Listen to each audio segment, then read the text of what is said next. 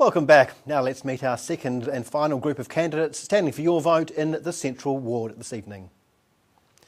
Richard Thompson is a retailer and company director. He's a current city councillor who says he's confident they're taking the city in the right direction, working hard for financial responsibility and greater transparency. He's standing under the Greater Dunedin ticket. Christine Gary is a tour guide and has been Deputy Chairwoman of the Otago Peninsula Community Board. She would bring to the council table a background in local government, marketing and management. John Evans is a company director who says the city should celebrate its not too hot, not too cold climate. He believes the council should embrace and promote the city and administer Dunedin wisely on behalf of ratepayers. And finally, David Benson Pope. He's a hearings commissioner as well as a former Dunedin MP and city councillor. He was a strong supporter of upgrades and initiatives like the St Clair Hot Salt Water Pool, railway station redevelopment and city improvements.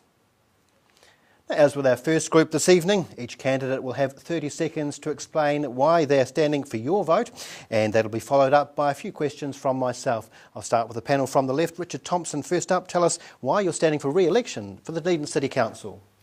Well, David, 3 years ago I stood for election and I said that I had a wide range of concerns around the financial management of council and its companies.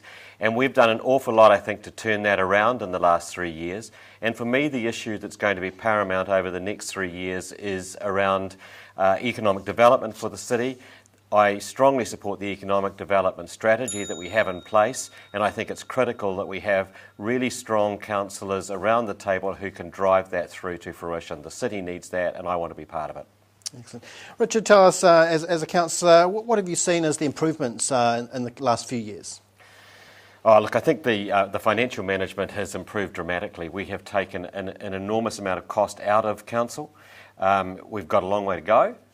We've managed to take what were going to be double-digit rates rises down to 5%, 4% and then 3% for next year. Not good enough, but a big improvement. We've substantially improved the governance of the City Council companies. Previously, the same directors on every board, they could make a decision before lunch, have a quick gin, come back after lunch and ratify their own decision. That's not governance, that's just crazy. So those kinds of changes, I think, have been really important, and I'm really proud to have been part of making those changes. Do you think the council's generally moving in the right direction? Yes, I do. I think we've made substantial changes at the senior management level, and I think we've had a really strong team over the last year or so. We have got some strategies in place that give us very clear direction. We lack headroom to fund some of those, but we have made some of the financial changes we need to be able to plan for those into the future. Excellent. Richard Thompson, we'll hear more from you later in the show. Thank you. Moving to our second panellist this evening, Christine Gary. Christine, tell us why you're standing for election in the Dunedin City Council. Well, after 2 terms on a community board, I understand council processes and have built up positive working relationships with council staff. I've listened to, advocated for and achieved positive outcomes for the community I represent, all essential skills for the role of councillor. My name is Christine Gary and I'm Deputy Chair of the Otago Peninsula Community Board. I seek your support for election to Dunedin City Council to represent you and to make a difference for you. Excellent. Perfect, with the bell as well. Christine, tell us, obviously you've had the background in the Otago Peninsula Community Board. What's given you the impetus to step up and sort of go for council? Well, I've been part of a highly functioning community board and we've made some real gains for our community, and I'm ready for the challenge of representing the wider community. I think that this council has made some real gains and I'd like to be part of the next chapter, if you like, and I believe I have the skills to bring to that. I think it's of concern that we have some long-standing councillors retiring, but there's an opportunity too, and I think my background lends itself to that. Given the area that you have been working with the Otago Peninsula, do you think that is an area that's well supported or recognised by the current council? It's been very heartening during this campaign to hear sitting councillors acknowledge that, but I do think that there could be more work done. I mean, the Otago Peninsula brings over $100 million just in wildlife tourism to the Dunedin economy, and I think there's more potential. So I do think there's some work to be done in that area, very important. Excellent. Christine Gary, we'll hear more from you as well later in the show. Moving to our third panellist this evening, John Evans. John, tell us why you're standing for election this time. The US government are printing $85 trillion per month. The New Zealand government are borrowing $300 million per month. The Dunedin City Council owes $650 million. If you don't think that interest rates will rise, and you don't think that your rates will therefore necessarily have to rise to meet those problems, then you should vote for others. I'm here to reduce the debt and reduce your rates. John, obviously that has been an issue that ratepayers never like paying anymore. Rate rises have come down. What do you think is the issue, though, in terms of controlling rates? Well, clearly the council have stated on numerous occasions that they're there for transparency and to reduce rates, but rates have gone up. The debt has gone up from 150 million to 650 million over the last two periods of management, and clearly that's a problem which we need to resolve.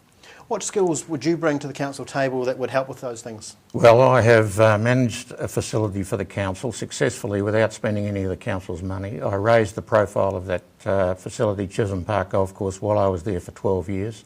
I have run businesses in varying disciplines. I've been involved in major productions, developing a $50 million winemaking facility. I've sold wine in Ireland and Great Britain. I've done deals to revitalise the New Zealand Whisky Company. I have some experiences that I think others don't have. Excellent. John Evans, we'll also hear more from you later in the show.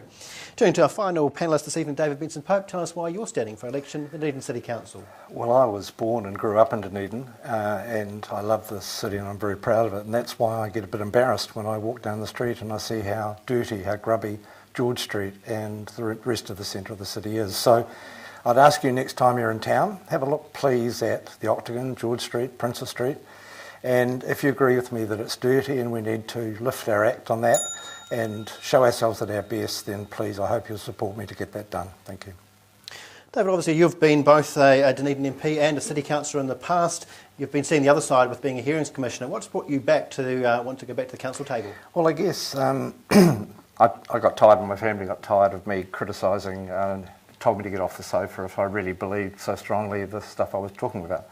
And simple things like walking around the Octagon, going to a film festival, enjoying the wonderful facilities we have, but looking at how the litter wasn't being properly cleaned up, how dirty the paving was, how easy it would be to have the city sparkling. So that's why I'm standing here. And your past as City Councillor, there was a lot of upgrades done around the Octagon, around Princess Street, the central city. Do you think those sort of things are still needed, or is the city pretty... I think they're essential, but they need cleaning up. We know how important tourism, visitor and local tourism, New Zealand tourism is to our city. Let's just make sure that we're providing a really beautiful environment that we have had at times and other places we do have. I'm not entirely just critical of the council. I think the work that's been done at the Settlers Museum, Toitū, is stunning. I think, as you heard earlier, the work that's been done on the peninsula is fantastic. I want to see a consistent approach to upgrading and cleaning the city. Excellent. David Benson-Pope, we'll hear more from you later in the show as well. Some more for our panellists after the break, and we'll be looking at the issues of the long-term debt and some bold new thinking. Back in a moment.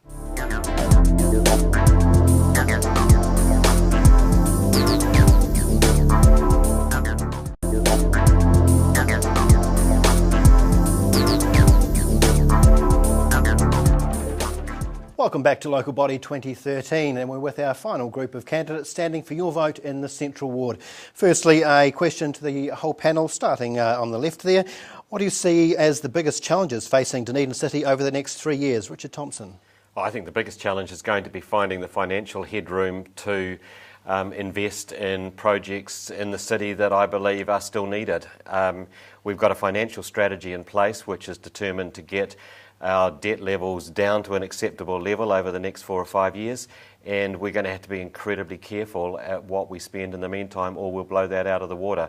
So it's going to be determining what the priorities are and holding fast on that debt spending. We'll look a bit more at that in a moment, but continuing, Christine, what do you see as the priorities? Well, I totally agree with Richard. I think that we have to be very careful to manage our finances really well. But underpinning that is smarter thinking, and I think that we can do things better. I think the council was on the right track in that regard. And I see a lot more involvement with community in terms of community-led initiatives and partnership.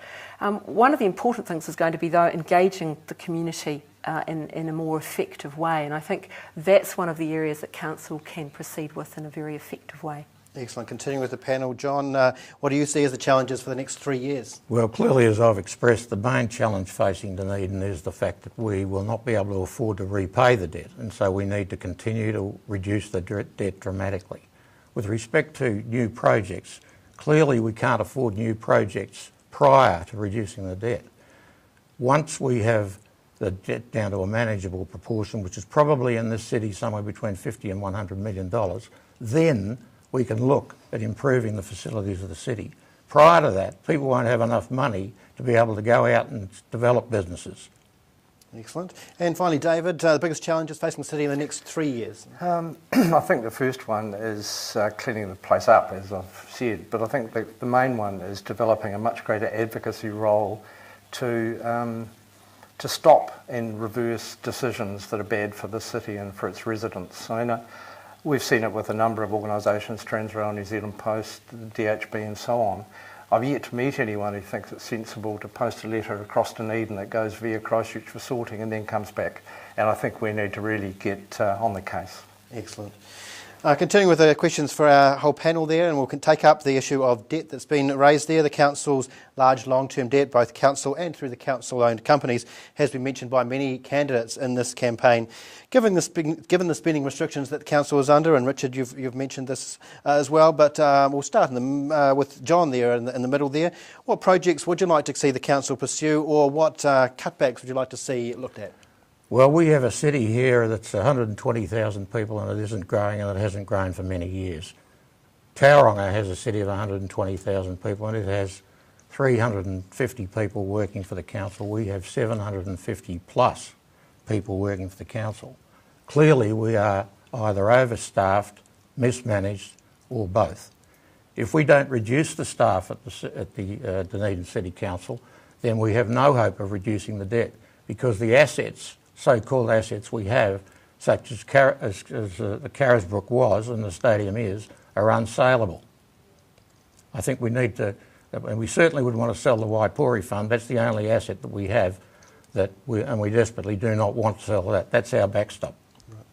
David Benson-Pope, looking at the debt issue, obviously not much room for projects unless there's cuts? No, I just think we need to consolidate what is already a really good position. I think Council has done good work managing that debt or managing the reduction of it. We need to continue with that, and I really think the strength of the city is what's here now.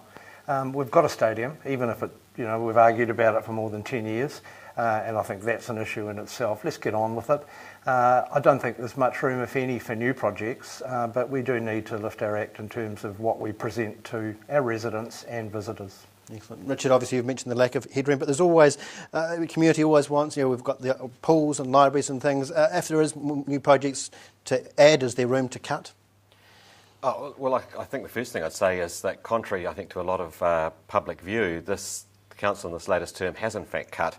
The actual spending that we approved as a council in this term was about $21 million, and the spending we took out that had previously been approved was $39 million.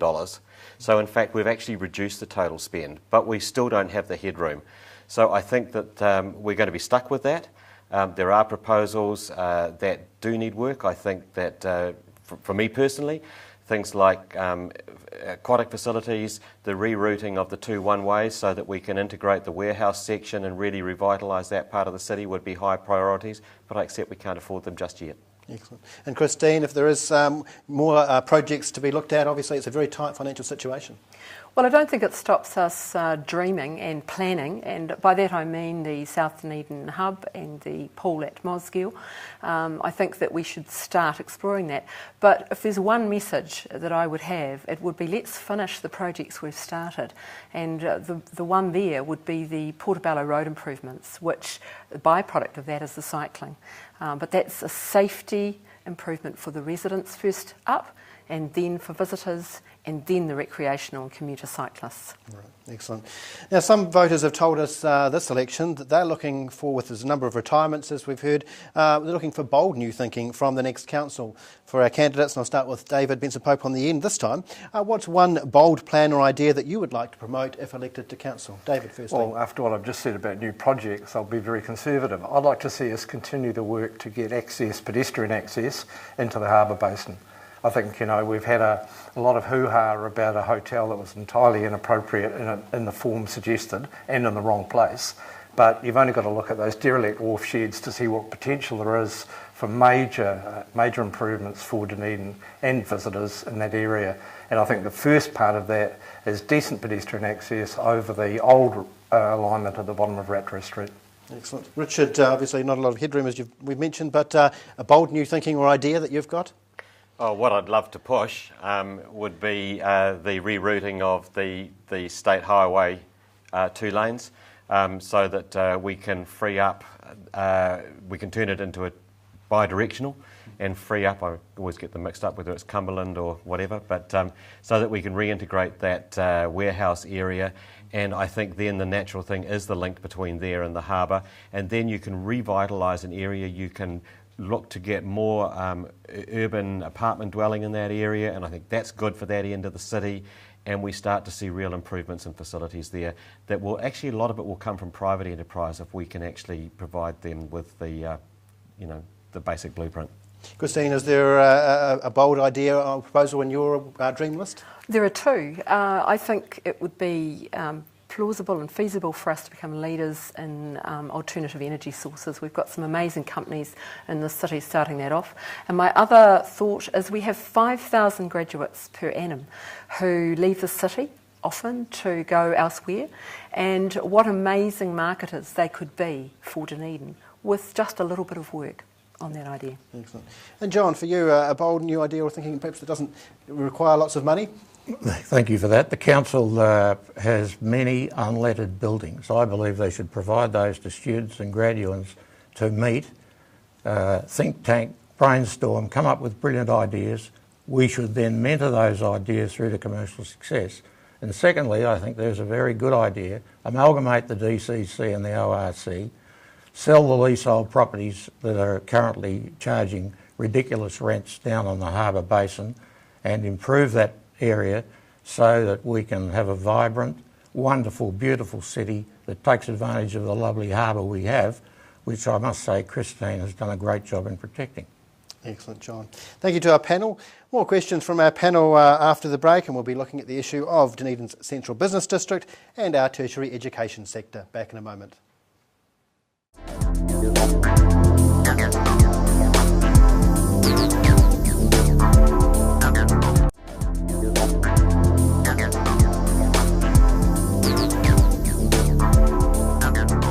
Welcome back to Local Body 2013. Continuing with a question for our whole panel this evening. I'll start with Christine this time. Every election, candidates talk about wanting greater consultation and engagement with the community. But how do you feel about that, given that some previous efforts, like holding public forums, tend to attract just a handful of people? Christine, what's the method for engaging? Well, let me tell you, we've had huge success with this down in the peninsula, and we've tried various methods, but the grassroots methods are the best. Ensuring that there's plenty of notice, going to where the people are. We've moved our meetings from the city out to the peninsula, and we find that works very well. We get a lot more uptake of public forums. I'd like to see the public forums at least. It may not be possible to move the council meetings around the city. There may be some practical problems, but I think the public forum should go out to where the people are. Excellent. John, what about council engaging better with the community? How do they do that? Well, I think if you call a meeting and you introduce a topic or topics that allow the people to express their disenchantment, or their dissatisfaction, or even their satisfaction. As an example, if we had a meeting in the town hall about the stadium, pre-stadium, I think you would have filled the stadium. If we had a meeting today about whether or not you're happy about the Dunedin City Council and its overspending, I think you'd probably get 1,000 people plus there. So perhaps we need to find the topics for which people are interested in.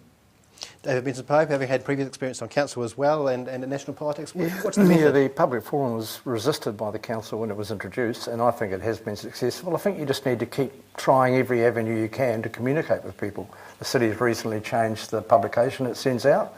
I think that's good. I know lots of community meetings the last little while have been really poorly attended. How do you know whether they're captured by one issue groups or people are happy? You know, there's a big residents survey as well that reads pretty well this last time. So I think it's really important that you continue to focus on as many different ways you can think of as communicating with people clearly about the decisions councils make after they've had public input. And Richard, finally, as a current councillor, I mean, there has been work to improve the engagement. How's that gone and what can be done more? Oh, look, I think there's several things that make a difference. One of them is making council more transparent. That means having a lot more in open session, and we've done that. It means now filming it, so people can actually hear what people have got to say, and they can be involved if they want to be involved. The two things that I think work really well are the annual plan hearings, where we get a huge range of submissions and they are generally well thought through and extremely useful. And the other thing has been the People's Panel, which has been taking social media and using that as a way of communicating. And we now get a huge response to questions that we put on that. And that's really useful information, and it's coming from a really good cross-section, and furthermore we can identify the cross-section that's replying, so we know if it's just all people under 20 or all people over 60 or whatever. So those things make a difference and they're working. Excellent. Now looking at a couple of quick-fire questions for half the panel each. So I'll ask two questions to two panellists each. We'll start with Richard for this one. Looking at the Central Business District, is the Central Business District thriving? If not, what's holding it back, and what can the council do? Well, I'm a retailer in the Central Business District, and I think that it's doing as well as it ever had. I think that Dunedin is right to restrict retail into that central city area, not just because it's good for those retailers, but more importantly is it helps to maintain a central core, and that's something that distinguishes us from the rest of the country virtually.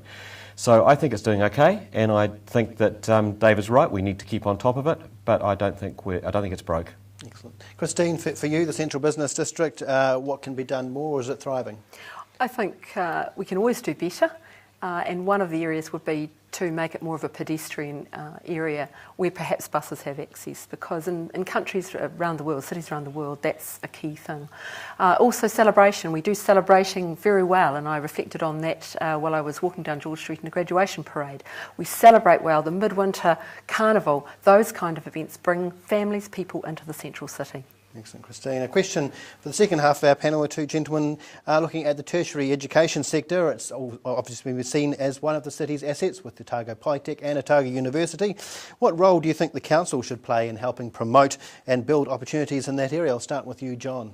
Well, I think it's clear now that the major industry in New Zealand, in Dunedin, is the university, and I think that's a fantastic thing. But I think we need to find ways to encourage those people to stay in Dunedin. We need to provide opportunities for them, and this council hasn't demonstrated, despite its rhetoric, that it is at all interested in attracting people to actually do business and work in Dunedin.